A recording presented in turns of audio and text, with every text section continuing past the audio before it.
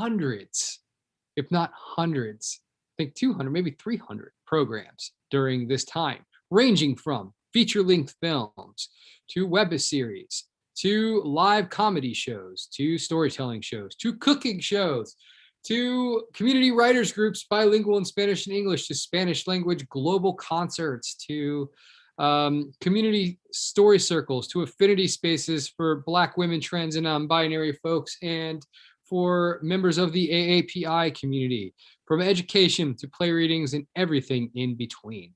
We have met the community where they are locally, digitally, globally, every which way you could possibly imagine. And it has been a real honor and pleasure to build this digital community with you all during this time. Very soon, Queen's Theater will be pivoting towards reopening in the park this summer. Check our website, queenstheater.org, for details. Sign up for our mailing list. And we will also have digital opportunities continuing throughout the fall, but we don't know exactly what that's going to look like yet.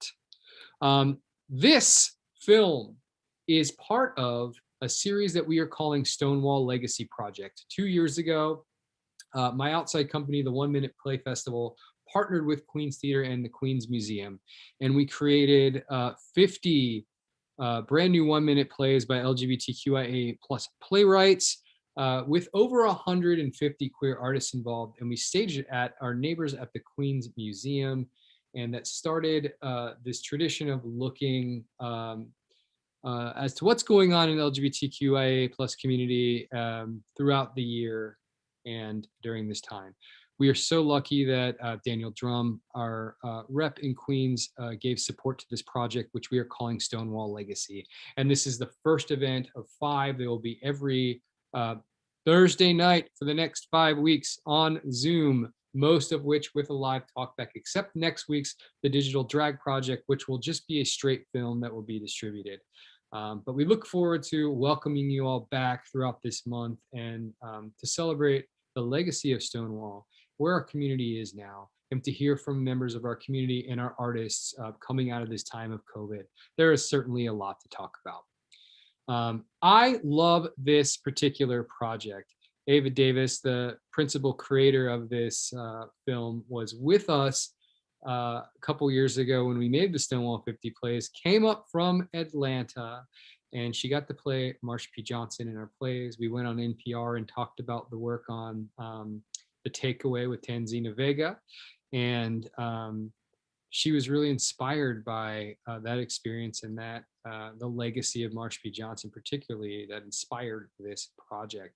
And I'm just so thrilled to be able to take this project back to Queen's Theater that they made, along with all of Ava's collaborators, who all happen to be people I know in real life, and it's such a pleasure to have this team here.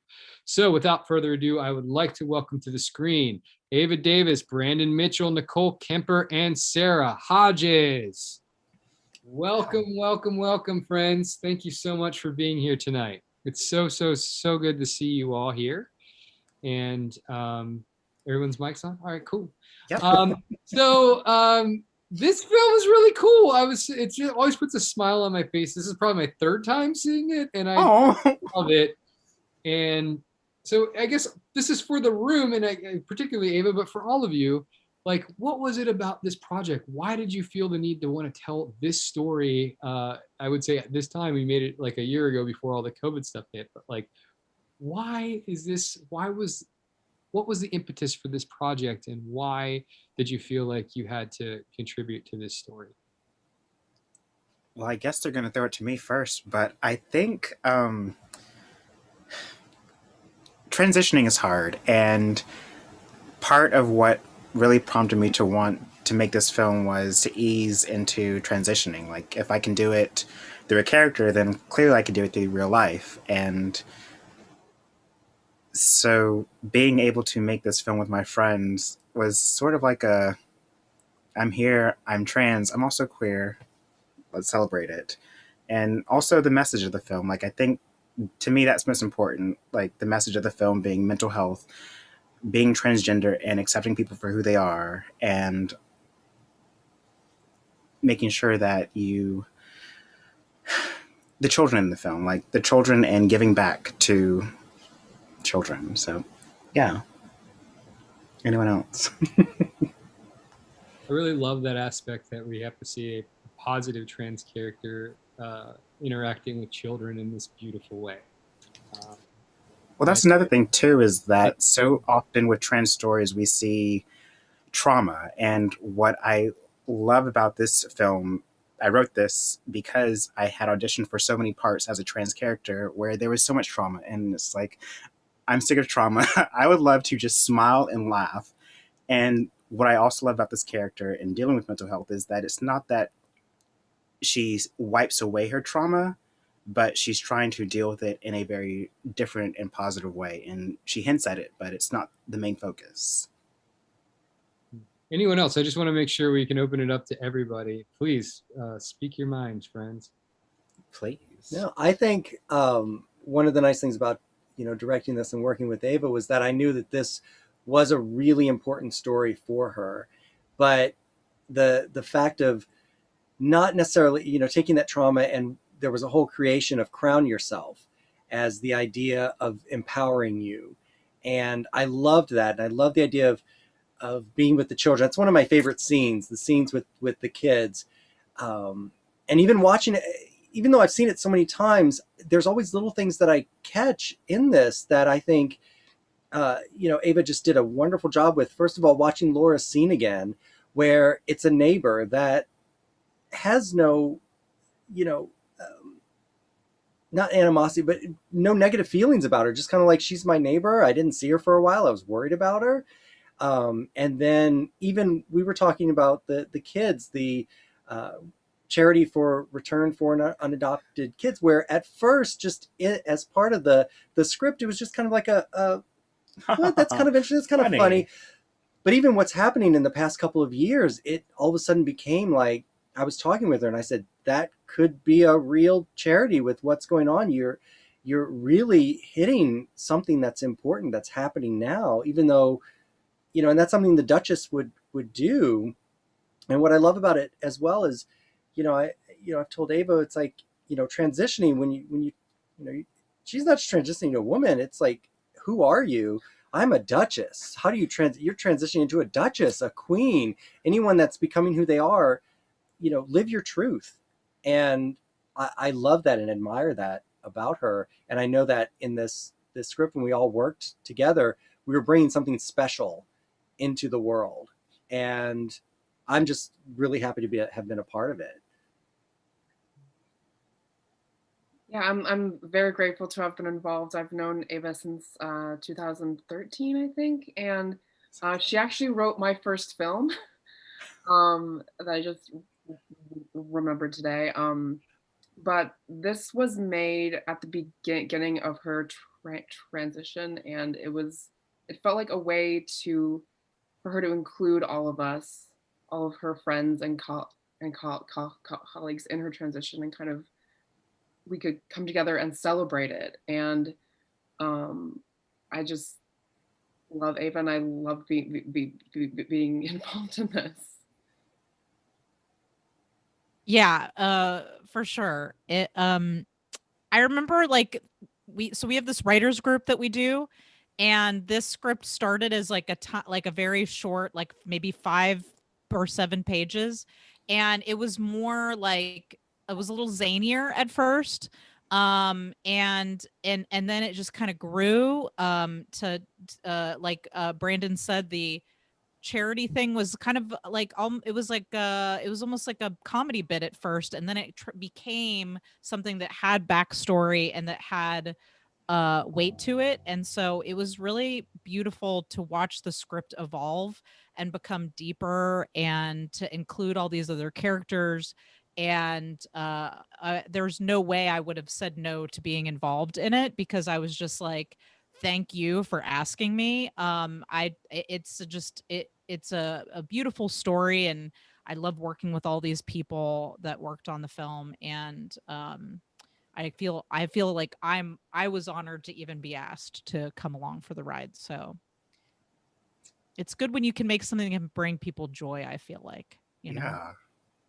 I love all of that, all of these aspects of the film that you also, and with such clarity and generosity you're speaking to, and that, like, it feels like this project was really made with love in a way that feels like you would see like in a very inspiring way. I'm just wondering, just like we touched on it a little bit, but I think it's always good to ask this question when looking at a piece of contemporary art, which is like, what do we think this film, the themes and ideas that are kind of percolating within this world, like what do you think this stuff says about the world we're living in today, right now? Like what's really valuable about it, and what are some of the like big questions that it's asking? I'll kick off that question. I think for me, the biggest thing about this film is community. And especially in related to transitioning, like it's, if you don't have a community to support you, it is hard to do because it's so hard emotionally. You are so hard on yourself in so many different ways. But within the movie itself, just the Duchess, she wants to give back to community somehow. And it may come off crazy at first, but it's her way of giving back. And then I think, I can't tell if it hits you over the head or if it's a little bit more subtle, but I think the idea of transitioning, transgender, being non-binary, or pronouns like respect, and whether it's Roberta saying she's not a duchess and James like being dubious of her duchess title and her claims to the duchy, like at the end of it, it's like, well, maybe she is a duchess, and whether we believe she is or not, like let's give her the respect accordingly. And in the same way of pronouns, it doesn't matter what your own personal beliefs are, you treat people with respect. And if people say that these are my pronouns, you respect them, and that is the bare minimum. So yeah. Yeah, no, I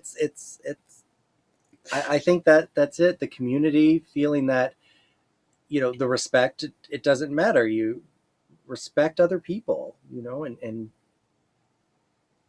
give back to other people. Whatever people say, don't judge them for whatever they're doing or how they are. You let people live their truths, because there's so many people that don't, that are you know, beautiful people, but they're afraid to, because of this world that we live in. And really what we wanted to bring with this was just a little bit of, I always say it, sort of that magic and that joy and that happiness. And you know, the world is a good place. As much as we look at what's happening in the world now and what we've gone through, there ultimately I think people are good, and they want this. And having a couple of bad apples, you know, treat us this way. What we need to do is, I think the film teaches us that there's love, and taking care of yourself, reaching out to others when you need that support and you need that help. And it's almost like the Duchess is here for you. You know, if you're, especially what I love bringing in with the kids, because you know, I've seen a lot of things where people will post things of like, oh, a 12-year-old doesn't know who they are. I'm sorry, 12-year-old knows who they are, but you need to support them. And it really does break my heart when you hear stories because of parents that kick their kids out, that they have nowhere to go. Because I necessarily don't have that experience. I grew up in a very small town where I thought, well, there's no other gay people in my high school, only to find out later that there were. But, you know, luckily I, you know, still had a little bit of support here. And I think it's just important for people out there that don't, to know that there are people that do support them. There is that love for them. There is that support system. And that's what the Duchess is bringing. And I think that's the message that really is important about this film, and why I really admire Ava and just am humbled a lot of times at just, you know, who she is, because she's becoming who she is. She is who she is. And it really does, like I say, humble me to go, oh, you know, I want to be that comfortable with who I am in myself. And I just admire her is really something I have to say. We're sitting here, and of course I'm saying that, but it's it's very true, and that's why I think this piece is really important and very close to both of us and all of us that worked on it. Something I I really love love about this this idea film. of magic. I'm so sorry. I hate Zoom because I can never tell who's speaking. Sorry, Sarah. Go Something ahead. I love about this film is that not only did Ava create this character for this film, but she created the figure of the Du- the Duchess in our actual Atlanta community, and she goes to events, and like it's just so great to see that the Duchess is real. Like she's not just a character in this film. Nicole, you look like you want to go. Go. Oh, no. Well, I guess what I would say is that what I love about what the movie says is that I guess this is the world that I would like to see, where the odd person out is James, who just can't seem to can't seem to grasp what's going on. But of course, the more he gets to know her, the more he understands. And like the idea that if we could just get to know somebody, I mean, of course, you should just let people be who they are, and it's none of your business, even if you don't know them. But he is able to change his sort of.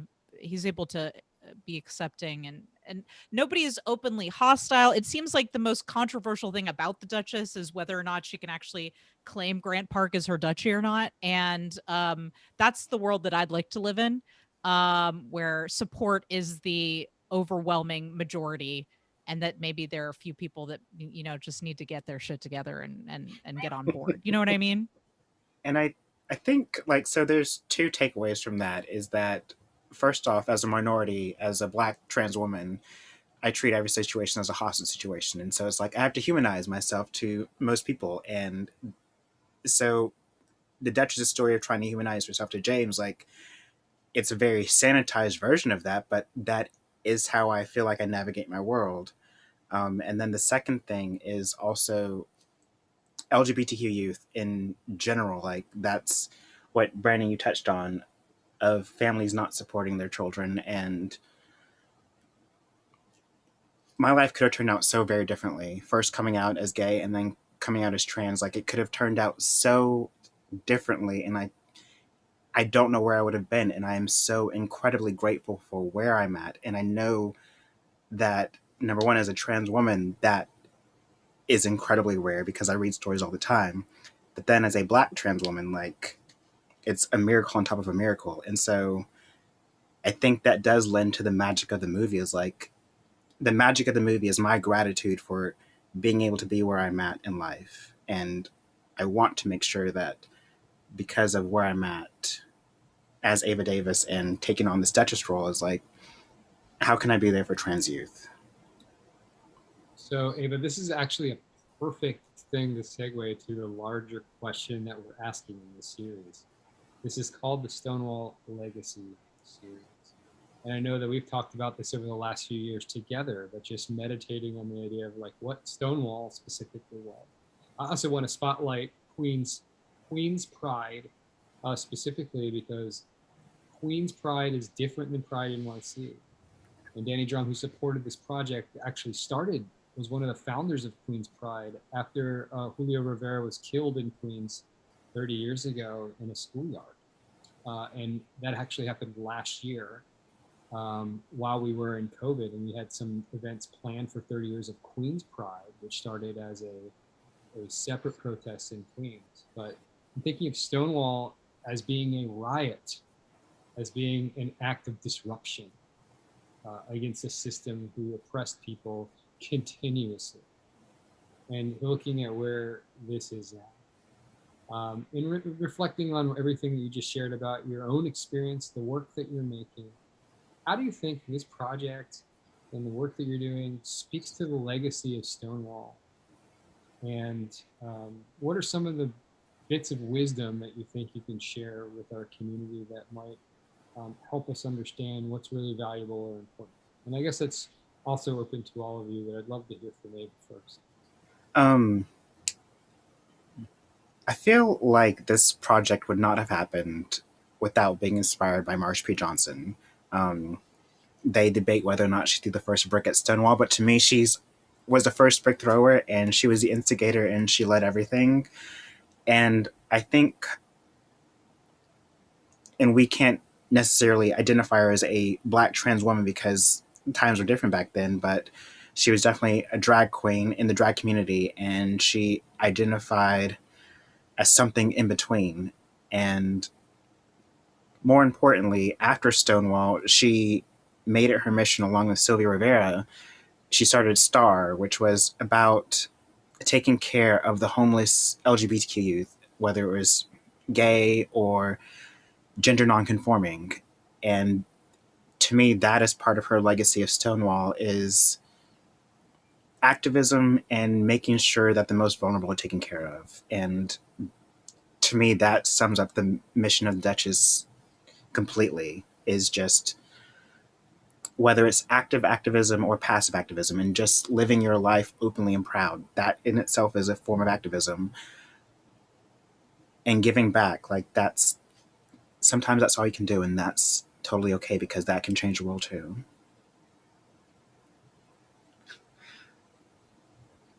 Anyone else? That's a lot. I mean, we're sitting Quaker style and taking it all in until someone's moved to speak. Silence is not a failure. It's an acknowledgement. I mean, being able to sit here and discuss this would not, we wouldn't even be able to do this had that not happened. And just like any time that's happened throughout the centuries where people have been oppressed and they've gotten to the point where they've just are like, we've had enough. We've seen that, recently. It takes so much guts for someone to finally say that, and to be the one to step out of that group and know that, okay, well, something can happen because of this, but I can't take it anymore. I can't take this injustice. I'm standing up for all of these other people who either are scared to, they're not sure. Marsha and the rest of them, they didn't realize it, but they stood up for all of us. Yeah. So many years later. Even, recently I was able to get married last year, and Ava was there, which is wonderful, but something that I would never have been able to do. So That's we a really legacy do. of Stonewall. That is, it's a legacy of everything that they were able to do just from this, I don't want to say it's not an incident, but this movement that started. And I think a lot of it is just, it's courage. It's the courage to be able to step out, to step up and say, this is wrong. This is not how we're going to be treated. I'm going to live my life the way that,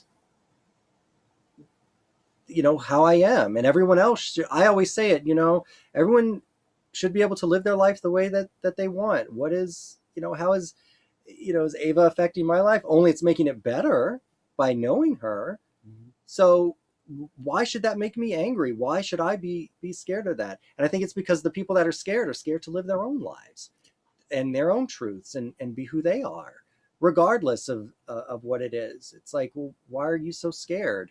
And I think what this film does and what they were able to do in Stonewall is just sort of break through that. Someone needed to do that. It needed to happen. It happened at that moment. And we owe all of those people, especially there are a lot of people that we don't know who were there. The nameless people who did stand up, for what was right and work to give us those rights. It's very scary to think what it would have been like had that not happened. It would have eventually happened at some point. But and I think it's important too to remember that Stonewall was a culmination of a lot of other movements going on around the country. Like, before Stonewall, you had the Compton riots, and even down here in Atlanta, there was a raid on Ansley after the events of Stonewall, where it was this collective uprising. And so a year later, in commemoration of Pride in New York City, it was a collective agreement of like, we're done hiding in the shadows. Let's commemorate the events of Stonewall and keep this tradition of change carrying forward. And I think that's an important thing to remember about not only Pride itself, but Pride Month it's become very accepted these days, but it was not always that way. And so remember that legacy of the past is not that far bar in the back.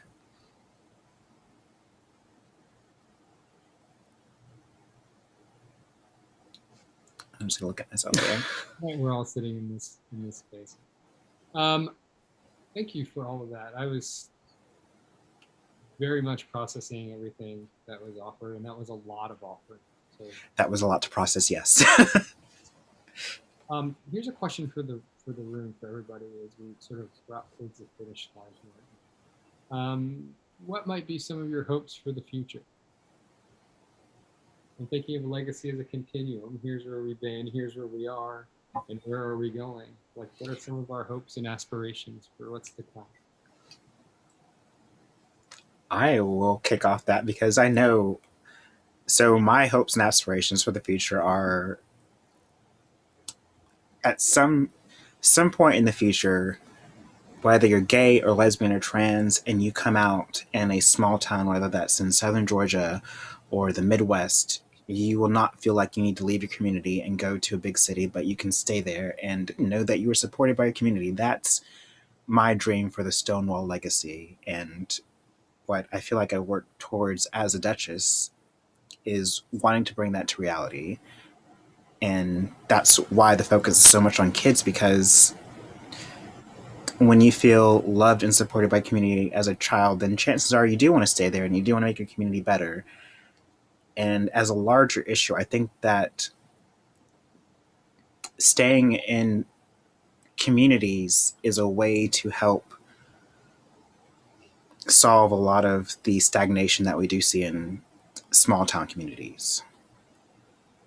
So it is kind of multifaceted, but I think that for me is the future of the Stonewall legacy.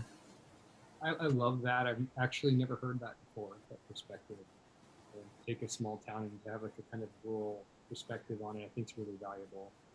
I think even in the Stonewall movie, it was about like a white blonde boy from Iowa who came to New York and fought off the police. Oh, so much. I have so many thoughts about that movie, but I'm not going to share them right now. But I mean, that was the thing. I'm getting a note saying something's covering my mic. Can you all hear me okay? Yes, Yeah. I can now. Okay. I don't know what that was. But it was, yeah, but I love that idea. That is a very clear-eyed aspiration. What about some of the rest of you? What do you think?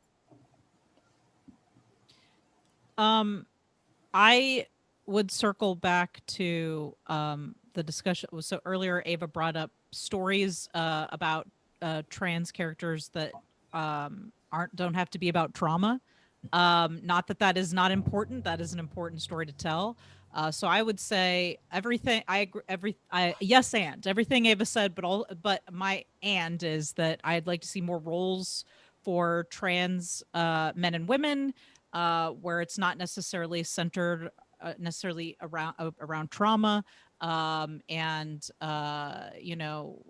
a greater variety of LGBTQ characters in film and television, where it's not something that's an anomaly, so that's something I would love to see in the future. I'm going to interrupt just a little bit there because I agree with that so much, and I'm going to bring up Love, Simon. When I saw that in the theater, I cried and I told Eddie, like, this is going to change someone's life, because this is such a mainstream story about teenage coming out, and their family was like, yeah, we know you're gay, but you also did something really else awful, and that's the real focus. And now it's a TV show, and it is so mainstream that most of us have not even watched it, and it's not that even a big of a deal. And I think moving there for not just gay and lesbian people, but across the spectrum, like just what Nicole said, of like telling stories that aren't trauma but are focusing on the LGBTQ youth and what they're going through. And when you can focus on the mundane, that's a mark of success. My college classmate, Natasha Rothwell, played the teacher in Love, Simon. Wait, what? My college classmate, Natasha Rothwell, was in Love, Simon. She played the teacher. Stop! Yeah. Stop it! No! That's amazing. Yeah. Someone tell them to stop pronouncing Lanier wrong. Go ahead, Sarah. I would like to see gender roles continue to open up more and to have gender and sexuality be something that everyone questions in themselves and explores and is open to them not being straight or cis, and that being actually okay, and having society accept that and just have it be completely normal, no matter who you are. Yeah, I'll and kind of building on what everyone said, but what Sarah just talked about and Ava, like what I would like to see is where, you know, sex or sexuality or, you know, any of that is not the focus. It doesn't matter because we're all experiencing life, and it doesn't matter. It, you know, we all experience those emotions of sadness, happiness, and it's like I want to see those stories and not people defining you because even if it's like, oh well, you're trans, so you have to fit into this box or fit like this, or you're straight, you fit. But what is the story? What has made, you know, Ava happy today? What has made her sad? What is that story that's being told? And you know, that's what I want to see, that you're not defined by that, but it's just you're a human being, you're a person, you have feelings. That's what's more interesting is your feelings, what makes you up as a person, not your sexuality, not what have you experienced that I might connect with. You know, you experienced something that brought you joy, and that brought me joy. I can relate to that, and it has nothing to do with this little checkbox or people focus so much on this little thing that they miss the entire person or the entire world around them because they're focused on this one little part that it's like, really, let's experience what's happening in life. Let's connect with that person on that level. You know, what's bringing you joy. That's what I want. You know, hopefully, eventually, and for the fear, I really want for that fear of being who you are to. I'd love for it to just, you know, it goes away, but it's going to take a while. But that's what I want, is that I never want anyone to feel afraid to be who they are. You know, I understand that, and I think we've all at one point, regardless if have been fearful about something, we know what that feels like, and that's not a great feeling. And you know, I just want this. That's what it is. Just this happy world that we all live in, that we can all experience collectively. I think a lot of that happened with COVID. You know, that was a life-changing event for that we connected with everyone around the world, no matter who we are. We were all experiencing the same thing, and it was almost like that was a small touch of that's really what it's like when you connect with someone on the same level and have a world-changing experience. So the next thing would be that world-changing experience where it doesn't matter sexuality or, you know, how you feel, but who we are as human beings, who we are as people, and let's connect with each other on that level. Friends, we are out of time. Oh, wow. So I just want to ask Ava and also other friends if you had any final thoughts, short annotations, any final thoughts or any ideas you want to put in the room before we sign off tonight. Representation matters because, and not just representation, but stories told by the communities themselves matters because it gives you a very much more varied palette of stories. Tell your story, whatever it is. I that's what I say. You know, in some way, through write something, create music, art, but just put yourself out there. Put that out to the world. The more that you put out beautiful things into the world, the more the world is going to be beautiful. I love it. Exactly. Yes, I've the same response as Brandon, for sure. Like, tell your story. Tell the story that you know. My final thought is thank you, Ava, for writing this story and for being you, and thank you, Brandon, for directing it. Thank you for making something beautiful with so much heart. And thank you all for gathering here. The sense of community, that was the through line of our conversation tonight, and I've always felt that with you all. And I'm just so thrilled and honored that you chose to share this work with our Queens Theater community. So thank you all for that. Thank you, Ava. Thank you, Brandon. Thank you, Nicole. And thank you, Sarah. That's all the time we have, but this is not the end of the conversation that we'll have on this tip. So we will be doing more work together. Jay Rogers, thank you for administering this event tonight, and to the Queens Theater community, thank you very much. And we'll see you, Dominic. And Thank you, Dominic. Thank you, Dominic. My pleasure. All right. All right, Jay. Take it away, Jay.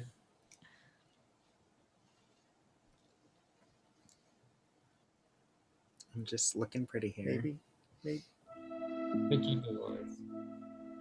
Do we only pretend to talk? I think so. Our mic is still on. I don't know what's supposed to happen. Pretend to Jay will come in and tell us. Oh, there it is. There goes my crown again. Friends, I don't think we need to keep you on here, but thank you. Lovely to see you, and I hope to see you in Yes. the social Zoom soon. Yes. Likewise. Thank you all. Party. Bye.